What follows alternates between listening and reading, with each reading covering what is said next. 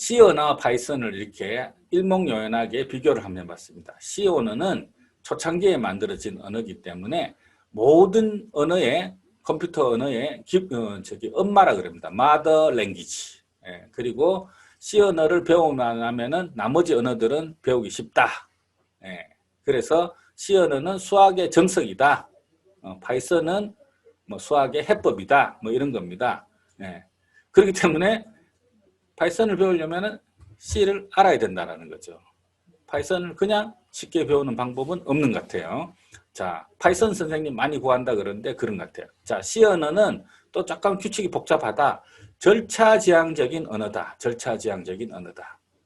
파이썬은 뭔가요? 객체지향적인 언어다. 이게 굉장히 말이 어렵죠. 객체지향적인 언어라는 것은 쉽게 얘기하면은 이렇게 모듈 단위로 돼 있어 가지고 다른 사람들이 갖다 쓰기 쉽다라는 그런 뜻이에요. 객체지향적인.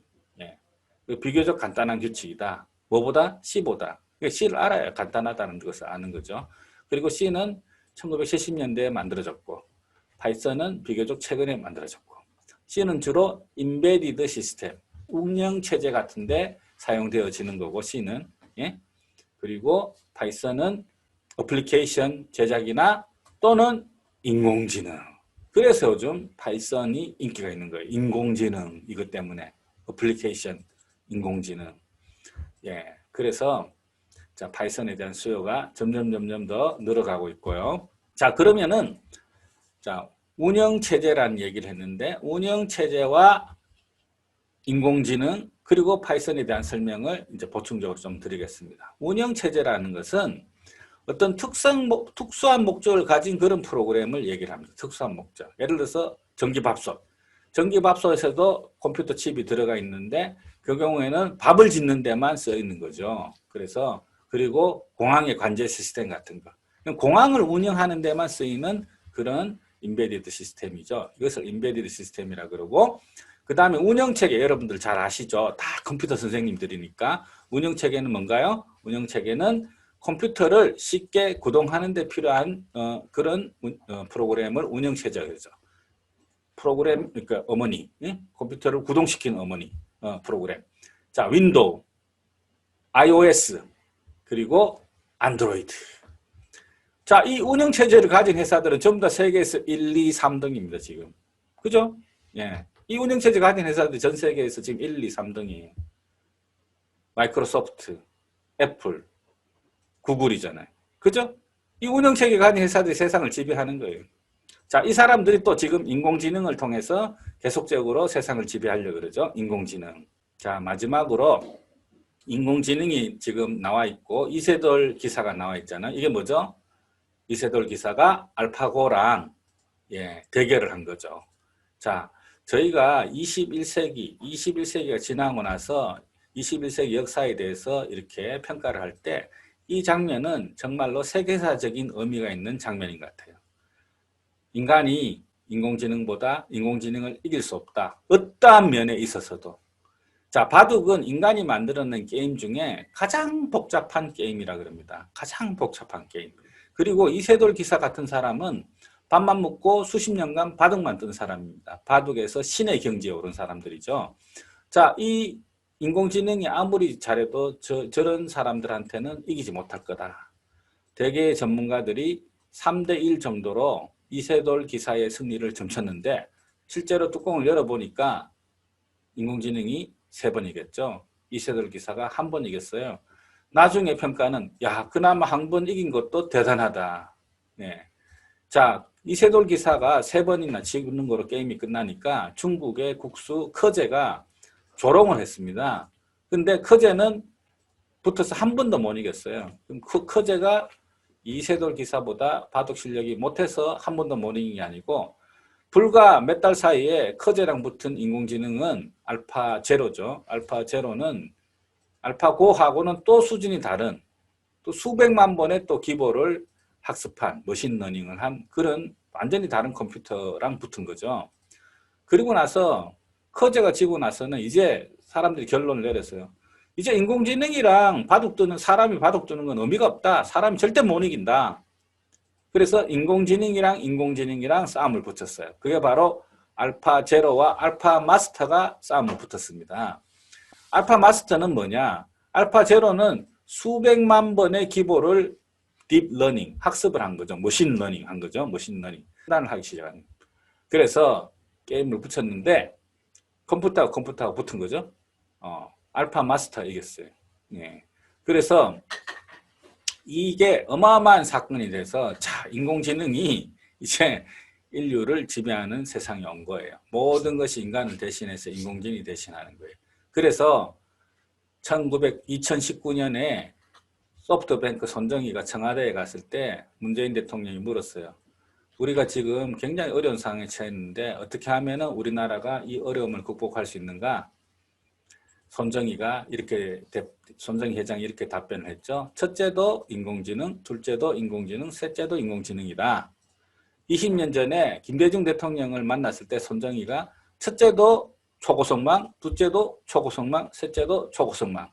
김대중 대통령이 손정희의 조언에 따라서 초고속망을 깔아가지고 한국이 IT 강국으로 거듭나면서 IMF 경제위기를 극복할 수 있었죠. 그때 초고속망 투자 때문에 삼성전자니 이런 회사들이 지금 전 세계 줄을 잡고 있는 거예요. 근데 이번에 이제 손정희 씨가 첫째도 인공지능, 둘째도 인공지능, 셋째도 인공지능 하는 바람에 문재인 대통령 이하 우리나라 정부에서 좋아, 국가의 모든 역량을 인공지능에 집중시키자. 그래서 인공지능 교육이 전격적으로 올해부터 불과 그 얘기를 한 지 1년 반 만에 모든 공교육에 도입이 되고 뭐 하여튼 앞으로 대단할 겁니다. 한번 보세요. 자, 그래서 인공지능 교육이 뭔가 이제 알아야 되는 거죠. 자, 교육용 인공지능 프로그램에 대해서 잠깐 설명을 드리겠습니다. 교육용 인공지능 프로그램으로 이제 그 각 나라마다 전 국민의 인공지능 교육을 계몽하기 위해서 교육용 인공지능 사이트를 만들어 놨어요. 인공지능 교육 사이트. 그것이 바로 이 교육용 인공지능 프로그램이 아니라 인공지능 교육 사이트죠. 자, 유럽에서는 Elements of AI라는 게 있습니다. 이 사이트는 핀란드에 있습니다. 핀란드 Elements of AI. 아주 잘 돼 있어요. 즉, 그림도 예쁘고 정리도 잘 돼 있어요. EU 국가들의 언어로 서비스됩니다. 자, 그러면 한국어로는 서비스가 안 되겠죠. 우리가 EU 국가가 아니니까. 자, EU 국가 언어로 서비스가 되고 있고요. 그 다음에 그 밑에 있는 것은 머신러닝 for kids. 어린이들을 위한 머신러닝. 이것은 다양한 그런 머신러닝 예제가 들어있습니다. 자, 이것은 영국에서 개발된 사이트입니다. 영국에서 국민들의 인공지능 소양을 키우기 위해서 만든 사이트죠. 우리나라도 이런 사이트를 곧 만들어야 될 텐데, 예. 자, 그 다음 보죠. 자, 이번에는 티처블 머신. 이것은 국가가 아니라 개인이 아니고 구글에서 만든 겁니다. 티처블 머신. 이거는 머신러닝 포 키즈랑 비슷합니다. 근데 훨씬 더 작은 표본으로 이 인공지능이 판단을 내립니다. 예. 구글의 인공지능이 좋은 거죠. 그래서 나온 게 이 텐서플로우입니다. 텐서플로우. 자, 뭐 인공지능이 처음 나왔을 때 여러 가지 얘기 많았어요. 예, 뭐 왓슨, 어려용 인공지능은 왓슨, 근데 그리고 뭐 이렇게 이 회사에서 만든 그런 빨리 움직이는 회사들은 그런 인공지능 가지고 뭐 교구도 만들고 뭐 프로그램도 만들고 영어 인공지능 영어 하는 사이트에서 그 왓슨 가지고 뭐 영어 가르친다고. 왓슨은 어려용 그런 인공지능이죠. 근데 이제 인공지능 업계에서 넘버원이 나왔습니다. 누구? 텐서플로우. 예. 텐서플로우. 구글이 만든 인공지능입니다. 지금 공짜입니다, 이게. 예. 뭐 스크래치 이런 거는 유료화 안 될 거예요. 그 유료화해서 무엇하게. 예? 그런데 텐서플로우는 이건 모르겠어요. 이거 아마 구글이 나중에 이걸로 그냥 돈 벌 것 같아요. 예, 텐서플로우. 어마어마한 데이터가 쌓이고 있는 거죠. 자, 텐서플로우. 이 텐서플로우 때문에 텐서플로우의 수많은 예제가 파이썬으로 돼 있어요. 그리고 스크래치, 아니면 스크래치, 애들 거는 스크래치. 그래서 엔트리로 뭐 가리키는 게 이제 의미가 없는 거예요. 엔트리로. 내가 극흠 엔트리로, 엔트리 이런 게 의미가 없다고 얘기했는데, 아니 도대체 그걸 왜 만드냐? 교육용 그 블록 코딩을 왜 만드냐? 그래서 우리는 스크래치로 다 만들었어요, 교육은. 그런데 결국은 이제 인공지능 교육하려면은 뭐 엔트리는 끼일 자리가 없는 거죠. 자, 우리 일상성의 인공지능. 자, 일상성이 파파고, 네이버의 파파고 같은 것이 바로 저희 일상성의 인공지능입니다. 자, 그리고 유튜브 추천 시스템, 이런 것들. 그리고 옆에 나오죠. 뭐 슬리퍼도 이렇게 나의 관심과 취향에 맞는 그 뭐 음악 같은 것도 계속 추천하는 거죠. 이런 것들이 바로 우리 일상 속의 인공지능인 것입니다. 자, 인공지능은 인간의 학습 능력, 추론 능력, 지각 능력, 자연 언어의 이해 능력 등을 프로그램으로 실현한 기술이다. 예, 그래서 이제 Artificial Intelligence 이렇게 하죠. AI. 예. 자, 인공지능에 대한 정의고, 컴퓨터가 문제를 해결하는 방법. 컴퓨터는 스스로 사고하는 능력을 갖고 있지 않죠. 예를 들어서 컴퓨터한테 야, 숙제 좀 해주라 이렇게 해도 컴퓨터는 숙제를 대신해 줄 수도 없고 또 뭐 못합니다 이렇게 할 수도 없는데, 그럼 컴퓨터는 어떤 식으로 명령을 처리합니까? 0과 1로 처리를 하는 거죠. 0과 1로 어떤 정해진 방식대로, 저희가 이제 아까 그 AR 코딩에서 배웠잖아요. 정해진 방식대로 이 처리를 하는데, 자, 사람은 이제 인공지능은 사람 비슷하게 문제를 해결을 하는 거죠. 자, 금방 돌아올 거예요. 금방 돌아오고. 자, 사람마다 다른 글씨체를 갖고 있죠. 어떤 사람은 이렇게 요런 반듯반듯한 글자를 갖고 있고, 어떤 사람은 또 이렇게, 하지만 우리는 이제 뭐 반듯반듯하게 쓰든 좀 흐리게 쓰든 다 이해를 하는데, 응? 자, 다 맥락을 파악해서 추출할 수도 있고, 하지만 컴퓨터에 대해서는, 컴퓨터는 이거를 많은 데이터를 줘가지고 폰트화를 해야 되는 거예요. 폰트화. 그래서 다음에 같은 글씨체를 봤을 때 이해를 하는 거죠. 그죠? 예. 자, 컴퓨터는 이렇게 금방 돌아올게라는 폰트를 이해를 해서 이제 이게 이제 무슨 뜻이다라는 것을 이해를 하는 거죠. 예? 그래서 다른 글씨도 예, 이제 이해를 하게 되는 거죠. 예, 패턴을 통해서, 패턴을 통해서. 그게 바로 패턴입니다. 패턴. 자, 패턴. 자, 이거는 200원. 사과가 둘 있으니까 200원이구나. 사과가 넷이 있으니까 400원이구나. 사과가 6개 있으면 이거 얼마일까요? 예, 600원. 그럼 사과 하나의 가격은 얼마일까요? 100원. 이런 식으로 추론.